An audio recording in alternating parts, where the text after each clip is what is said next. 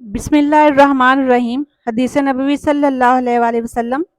نبی صلی اللہ علیہ وآلہ وسلم اتنی دیر تک کھڑے ہو کر نماز پڑھتے رہتے کہ آپ صلی اللہ علیہ وآلہ وسلم کے قدم یا یہ کہا کہ پنڈلیوں پر ورم آ جاتا۔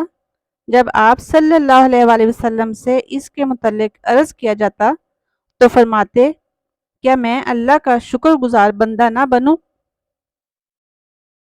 ایک صحابی رسول کریم صلی اللہ علیہ وآلہ وسلم کی خدمت میں حاضر ہوئے اور عرض کیا کہ یا رسول اللہ، میرے اچھے سلوک کا سب سے زیادہ حقدار کون ہے؟